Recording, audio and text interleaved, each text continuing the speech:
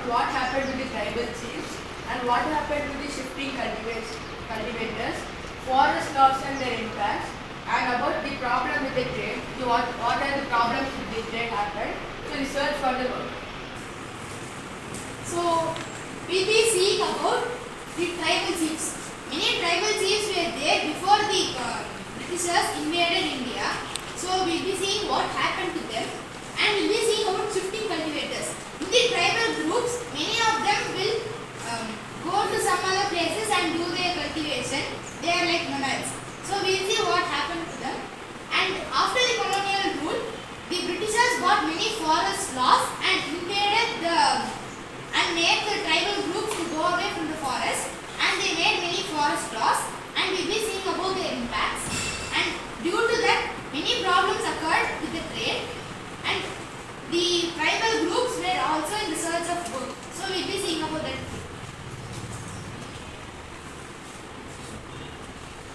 What happened to the tribal chiefs? Before the Britishers, the tribal chiefs were important people.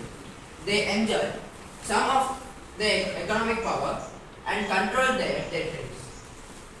In some places, they have their own police and are doing the forest management too. Due to the British, the tribal chiefs' administrative powers were lost. They were forced to follow the rules implemented by the British. They had to pay tributes to the Britishers and discipline the tribal groups of behalf of the British. They lost most of the powers and failed in conducting their own traditional festivals. So due to the British, the tribal chiefs had their power on their own tribal groups. So the tribal chiefs, their power were lost, and they were forced to follow the rules implemented by the British.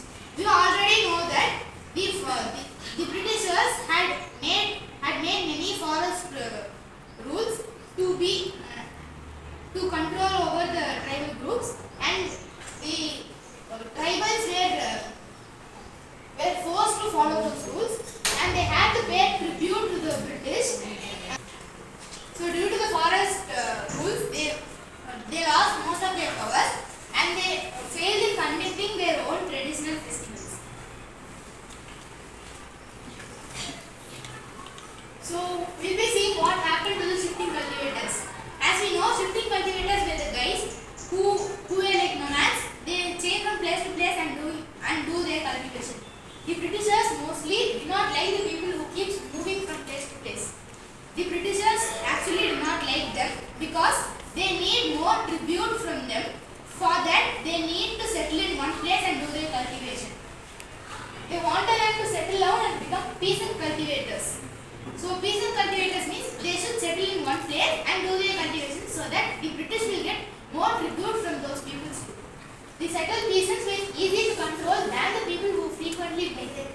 The British need regular revenue source, so they introduced land settlements. So the Britishers need tribute in regular intervals from the tribals. So they implemented land settlements. So in this they measure the land and they define the rights of each people on that land. So they will measure the land and they equally parcellate and they say the rights of the people over that land. So let us see about this in detail in the upcoming slides. So the British's effort to settle the shifting cultivators was not successful. Settled cultivation was not easy, where water is scarce and land is so dry. The cultivators who accepted to the land settlement often suffered because there were no good produce. Second first. The jute cultivators in northeast India insisted on continuing traditional cultivation. After many widespread protests, the British had to allow them to carry on with shifting cultivation in some parts of the protests. So the British effort was not successful on the land settlements. The land they the Britishers gave to the tribal people was very scarce of water, and the land was so dry. The people who accepted to this land settlement often suffered, and the Northeast India's jute cultivators, the Northeast India's jute cultivators, they insisted on continuing the traditional cultivation against the British, and after many widespread protests, the British they allowed for the cultivation, that is for the shifting cultivation.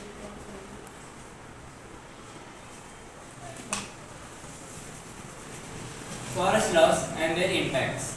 The life of the tribal groups were mostly in forests, so many changes were implemented. The British extended their control over all forests and declared that it belonged to the state. Some forests were classified as reserved forests because of the more production of timber the British wanted. Once the British stopped tribal people from staying in the forest, they had a problem from where will they get the labor to cut the trees for the railways, sleepers, and to go transport log. Colonial officials came up with an idea. They would sell the young cultivators the job. They paid at a very cheap labor. So we'll be seeing about the forest laws and the British were implemented. So most of the tribal groups live in the forest. So many changes were implemented at that time. The colonial people extended their control over all forests and told that it belongs to the Britishers. So that they can get more produce on the trees and timber. So many forests were also classified as reserved forests because those forests were just they were rich in the timber and the British wanted. The British mainly wanted the timber, and the forests which had timber were classified as reserved forest. So once the British stopped tribal people from staying in the forest, they faced a big problem. So what was the problem means? From where they would get the labor to cut those logs for their need. So the colonial officials came with an idea. They decided to give the job to the jute cultivators, and they paid a very cheap labor to those cultivators.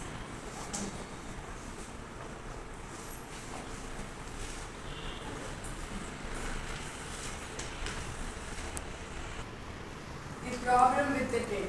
During the 19th century, tribal people found that the traders and the money lenders were coming into the forest more often, wanting to buy the forest produce and work for wages. It took them time to people to understand what was happening around them. So during the 19th century, the tribal people noticed that the lenders were coming into their area, which means the forest, to often cut trees and do their work. So it took them time to people to understand what was happening around them. It took more time to understand. Hazaribagh in present Jharkhand was the area where the cocoon were reared by the Santals. The growers were paid rupees 3 to 4 for 1,000 cocoons. In present day Jharkhand, it is the area where they produce cocoons by the Santala. The person who grows cocoon will get 3 to 4 rupees for 1,000 cocoons. So this sent to Gaya, where it is sold for 5 times in the normal price. The search for work. The tribals had to go very far to search for work from their homes. From later 19th century, the tea plantation started to come up, and mining became a very important industry. The tribals were recruited to work in tea plantation in Assam. So the tribal people had to go very far to search for work. In late 19th century, a tea plantation was started, and the mining became the very important industry. They were recruited through collectors, contractors who paid them low wages and prevented them from returning home. So they paid them very little fee so that it will prevent them from returning home.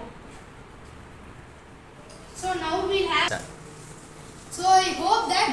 topic would be clearly understood by you guys. So thank you. Thank you. And bye.